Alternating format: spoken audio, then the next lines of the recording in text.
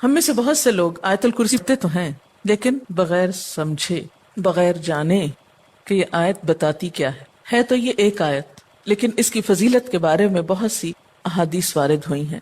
ترمذی کی ایک روایت ہے حضرت ابو ہریرہ رضی اللہ تعالی عنہ سے کہ نبی صلی اللہ علیہ وسلم نے فرمایا کہ ہر چیز کا کوہان اور بلندی ہے، یعنی ہر چیز کی بلندی ہوتی ہے، اور قرآن حکیم کی بلندی سورت البقرہ ہے، اور اس میں آیت الکرسی تمام آیتوں کی سردار ہے۔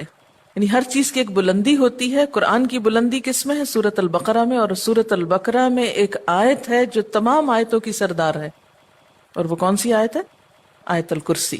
حضرت ابی ابن کعب سے روایت ہے کہ نبی صلی اللہ علیہ وسلم نے فرمایا، اے ابو المنذر، اللہ کی کتاب میں تمہارے پاس سب سے افضل آیت کون سی ہے؟ عرض کیا، اللہ اور اس کا رسول خوب جانتا ہے۔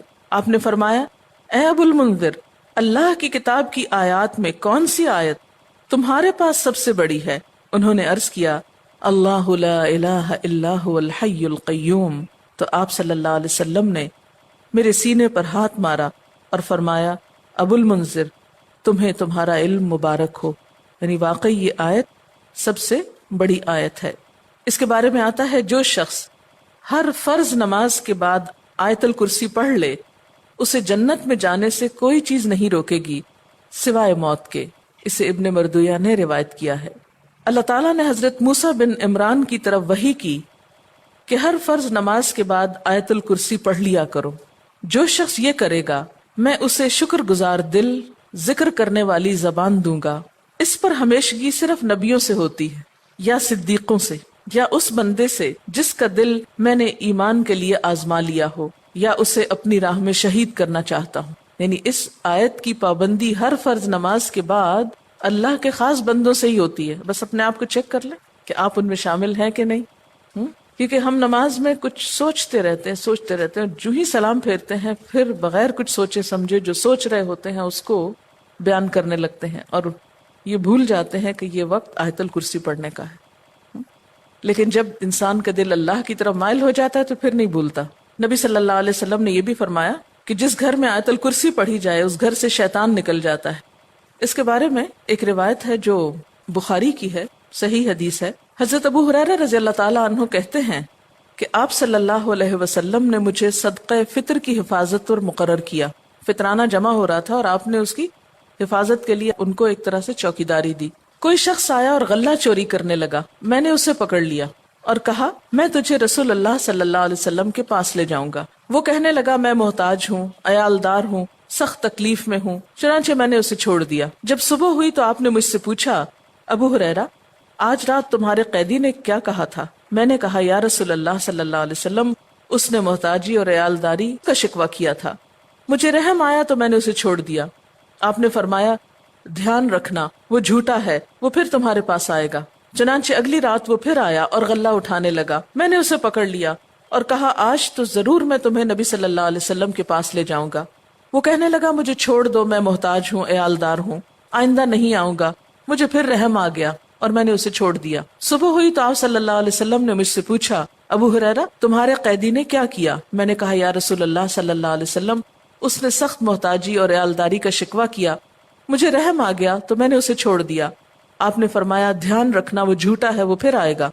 چنانچہ تیسری بار میں طاق میں رہا، وہ آیا اور غلہ سمیٹنے لگا۔ میں نے کہا، اب تو میں تمہیں ضرور آپ صلی اللہ علیہ وسلم کے پاس لے جاؤں گا، اب یہ تیسری بار ہے، تو ہر بار یہی کہتا ہے کہ پھر نہ آؤں گا، مگر پھر آتا رہا۔ اس نے کہا، مجھے چھوڑ دو، میں تمہیں چند کلمے سکھاتا ہوں جو تمہیں فائدہ دیں گے۔ میں نے کہا، وہ کیا ہیں؟ کہنے لگا، جب تو سونے لگے تو آیت الکرسی پڑھ لیا کر، اللہ کی طرف سے ایک فرشتہ تیرا نگہبان ہوگا اور صبح تک شیطان تیرے پاس نہ آئے گا۔ صبح ہوئی تو آپ صلی اللہ علیہ وسلم نے مجھ سے پوچھا، تیرے قیدی نے آج رات کیا کیا؟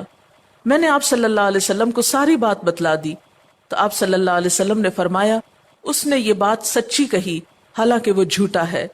پھر آپ نے مجھ سے کہا، ابو ہریرہ، جانتے ہو 3 راتوں سے کون تمہارے پاس آتا رہا ہے؟ میں نے کہا، نہیں۔ آپ صلی اللہ علیہ وسلم نے فرمایا، وہ شیطان تھا جو انسانی شکل میں آ رہا تھا۔ اچھا، آپ نے دیکھا ہوگا کہ بعض لوگ اس بات کی شکایت کرتے ہیں کہ ان کے پیسے لاکر میں سے اور تالے میں سے چوری ہو جاتے ہیں. ایک ایسی جگہ سے ان کے پیسے چرائے جاتے ہیں کہ جس کی چابی ان کے سوا کسی اور کے پاس نہیں. یہ بھی احتمال ہو سکتا ہے کہ اسی قسم کا کوئی شیطان آ کر ایسی حرکت کرتا ہو. تو اس کا حل یہی ہے کہ انسان سونے سے پہلے آیت الکرسی پڑھ کر چاروں طرف پھونک مارے تو پھر حفاظت ہو جاتی. آپ گھر سے نکلنے لگے یا ایسے اپنے لاکر کو لاک کرنے لگے تو آیت الکرسی پڑھ کر اس پر پھونک مار دے تو اللہ تعالیٰ ایک چوکیدار مقرر کر دیں گے، ایک فرشتے کو، پھر کوئی نہیں چرا سکے گا اس کو. تو بہرحال آیت الکرسی جو ہے یہ بہت ہی فضیلت والی آیت ہے. چلیے اب دیکھتے ہیں کہ اس آیت میں ہے کیا. اللہ لا الہ الا ہو، اللہ تعالیٰ اس کے سوا کوئی الہ نہیں. الہ کون ہوتا ہے؟ اس کا معنی عام طور پر معبود کیا جاتا ہے، لیکن بنیادی طور پر الہ کا معنی ہوتا ہے خالق، رازق، مالک، حاجت روا، مشکل کشا، عبادت کے لائق. ظاہر ہے جس نے پیدا کیا، جو روزی دیتا ہے، وہی مالک ہونے کا حقدار ہے. پھر جو ہماری حاجتیں پوری کرتا ہے، جو ہماری مشکلیں آسان کرتا ہے، وہی اس لائق ہے کہ ہم اس کی عبادت بھی کریں. تو اللہ لا الہ الا ہو، اللہ تعالیٰ وہی عبادت کے لائق ہے. الحی القیوم، زندہ ہے، قائم رہنے والا ہے، دوسروں کو قائم رکھنے والا ہے. لا تأخذہ سنۃ ولا نوم، نہ اس کو اونگ آتی ہے اور نہ نیند آتی ہے. لہ ما فی السماوات وما فی الارض، اسی کے لیے ہے جو آسمانوں میں ہے اور جو زمین میں. من ذا الذی یشفع عندہ الا باذنہ، کون ہے جو اس کے پاس سفارش کر سکے مگر اسی کے اذن سے. یعلم ما بین ایدیہم وما خلفہم، وہ جانتا ہے جو ان کے آگے ہے اور جو ان کے پیچھے ہے.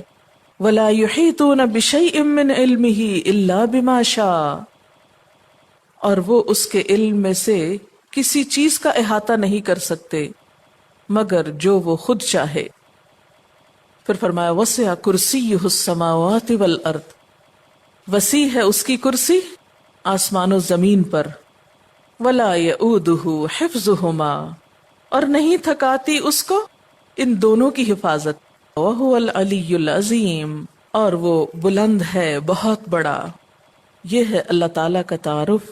کیا؟